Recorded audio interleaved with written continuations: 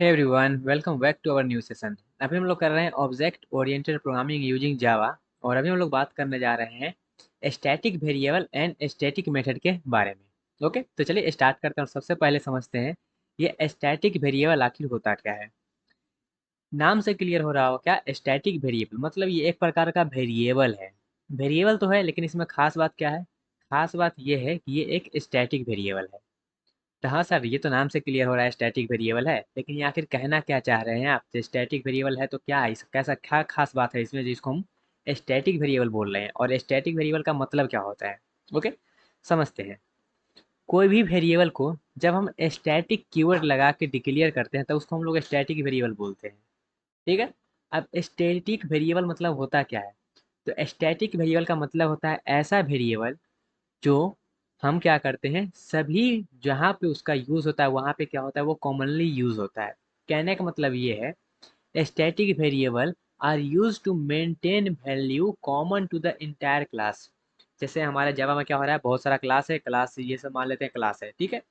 अब कोई एक क्लास में कोई एक वेरिएबल बनाए आप, ठीक है। सपोज करिए यहाँ पे हम जो है कोई एक वेरिएबल बनाए, और हम चाहते हैं इस वेरिएबल को जो है सभी क्लास में यूज कर पाएँ, सभी क्लास इस वेरिएबल का यूज़ कर पाए, और सेम वेरिएबल पे। ऐसा नहीं है कि इस क्लास का है तो इसी क्लास में यूज करें, और दूसरे क्लास में हम बनाए तो दूसरे क्लास का अलग वेरिएबल बने। ऐसा हम बिल्कुल नहीं चाह रहे हैं। हम चाह रहे हैं एक वेरिएबल हम किसी क्लास में बनाएं और उस वेरिएबल को सभी क्लास एक्सेस करे, और जो भी ऑपरेशन परफॉर्म करे वो उसी वेरिएबल पे हो। तो इस टाइप के प्रॉब्लम को सॉल्व करने के लिए हमारे पास पिक्चर में आता है स्टैटिक वेरिएबल। स्टैटिक का मतलब होता है रुका हुआ, ठीक है। स्टैटिक मतलब जो मूव ना करे, रुका हुआ। तो इसका मतलब ही यही है, ये एक वेरिएबल जो है वो रुका हुआ रहेगा, और सभी क्लास में जो है वो कॉमनली यूज होगा। ठीक है, सभी क्लास में वो कॉमन यूज होगा। जैसे हम चाहेंगे यहाँ पे तो वेरिएबल के प्लस प्लस कर देंगे, वैल्यू को यहाँ पे घटा सकते हैं, बढ़ा सकते हैं, जो भी करना होगा हम सभी क्लास में कर सकते हैं, और वो ओवरऑल इफेक्ट जो है आपको इस वेरिएबल पे दिखेगा। ओके, आई होप आपको क्लियर हुआ होगा कि स्टैटिक वेरिएबल का मतलब क्या होता है। अब थोड़ा सा आगे बात करें। स्टैटिक वेरिएबल जो होता है वो हमारा जीरो से इनिशियलाइज होता है। जैसे नॉर्मल वेरिएबल आप डिक्लेयर करते हैं तो वहाँ पे गार्बेज वैल्यू रहता है, तो वैसे ही स्टैटिक वेरिएबल हम जब डिक्लेयर करेंगे तो उसका इनिशियल वैल्यू ऑटोमेटिक वो जीरो ले लेगा। ओके। और हमारा जो पहला ऑब्जेक्ट जब हम क्रिएट करते हैं, क्योंकि जब हम क्लास बनाते हैं तब तो कुछ नहीं होता है, जब तक हम उसका ऑब्जेक्ट ना बनाएंगे तब तक। तो जैसे ही हम पहला ऑब्जेक्ट बनाएंगे हमारा स्टैटिक वेरिएबल जो होगा वो क्रिएट हो जाएगा, और उसका इनिशियल वैल्यू जीरो रहेगा। उसके बाद थोड़ा सा बात कर लें तो यहाँ पे जैसा हम ऑलरेडी बता दिए हैं, सिर्फ एक ही कॉपी बनेगा और सभी क्लास में जो है वो हमारा यूज होते रहेगा। It is visible only within the class but its lifetime entire program. वो सिर्फ जो है क्लास के अंदर दिखेगा, लेकिन उसका जो लाइफ टाइम है वो पूरा प्रोग्राम जब तक खत्म ना हो जाए तब तक रहेगा। तो ये ओवरऑल बात रहा स्टैटिक वेरिएबल के बारे में। अब थोड़ा सा ये समझते हैं, जो ये स्टैटिक वेरिएबल बनाते हैं, नॉर्मल वेरिएबल कैसे बनाते हैं। तो नॉर्मल वेरिएबल जो आप बनाते हैं वो इस तरह से बनाते हैं, सिंपल सा लिखते हैं इंट और वेरिएबल का नाम। ओके। वैसे ही अगर आपको स्टैटिक वेरिएबल बनाना होगा तो वहाँ पे सिंपल जैसे लिखते हैं वैसे ही लिखना है, लेकिन उससे पहले जो है ये स्टैटिक बाबा को लगा देना है। इसके मुहवा पे जो है स्टैटिक मार देना है। नॉर्मल वेरिएबल के मुंह पे स्टैटिक मार देना है तो वो बन जाएगा हमारा स्टैटिक वेरिएबल। ओके। तो ये सिंपल सा बनाना है तो आपको आ गया होगा, स्टैटिक कीवर्ड लगा देना है, सिंपल सा। अब यहाँ पे देखिएगा जैसे हम बनाए हैं नॉर्मल वेरिएबल, हमारा ये सब क्या है, नॉर्मल वेरिएबल। नॉर्मल वेरिएबल है, और ये नॉर्मल वेरिएबल के मुंह पे हम क्या किए हैं, मार दिए हैं स्टैटिक कीवर्ड, तो ये क्या बन गया, ये स्टैटिक वेरिएबल बन गया। ओके। उसके बाद यहाँ पे बस आपको बनाने आना चाहिए कि किस तरह से हम स्टैटिक वेरिएबल को बनाते हैं। आई होप आपको बनाने आ गया होगा। अब थोड़ा सा आगे बढ़ते हैं, और अब बात करते हैं स्टैटिक मेथड का। वेरिएबल का तो बात कर लिए, अब मेथड का थोड़ा सा बात कर ले हैं। तो मेथड का सिंपल सा मतलब क्या है, जब भी हम कोई मेथड बनाते हैं तो वहाँ पे क्या होता है, वो मेथड बन जाता है। लेकिन हम जब मेथड बना रहे हैं तो उस मेथड के नाम के पहले अगर हम स्टैटिक जो है स्टैटिक को लेके जाएं और उसके मुंह पे चिपका दें कि ये लो स्टैटिक के लेवल ले लो। ओके। तो वो क्या बन जाएगा, वो स्टैटिक मेथड बन जाएगा। ओके। तो जहाँ पर भी हम क्या करेंगे, स्टैटिक कीवर्ड लगा देंगे जिस भी मेथड के साथ, वो स्टैटिक मेथड बन जाएगा। सिंपल सा उसका डेफिनेशन ये रहा। ओके। अब सबसे इंपॉर्टेंट पॉइंट समझिएगा, ये स्टैटिक वेरिएबल एंड मेथड के बीच में सबसे ज़्यादा इंपॉर्टेंट, स्टैटिक मेथड जो मेरा होता है वो सिर्फ जो है स्टैटिक मेंबर को ही एक्सेस कर पाएगा।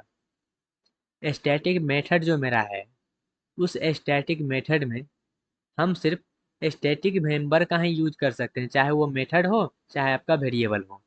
कोई अदर का हम इसमें यूज नहीं करेंगे। अगर यूज करेंगे तो वहाँ पे एरर आ जाएगा, क्योंकि इसका ये फीचर ही है कि स्टैटिक मेथड में सिर्फ हमारा जो है स्टैटिक मेंबर ही यूज होगा। ओके। और स्टैटिक मेंबर जो है वो हमारा किसी भी क्लास के अंदर में हम डिफाइन कर सकते हैं उसको। आई होप आपको ये चीज़ क्लियर हुआ होगा स्टैटिक मेथड के बारे में। तो यहाँ पे चलिए हम एक एग्जांपल लेते हैं और समझते हैं। जैसे कि सपोज करिए ये हमारा क्या है, नॉर्मल वेरिएबल, ये क्या है, स्टैटिक वेरिएबल है। ओके। अब ये हमारा क्या है, स्टैटिक मेथड है, ये स्टैटिक मेथड है।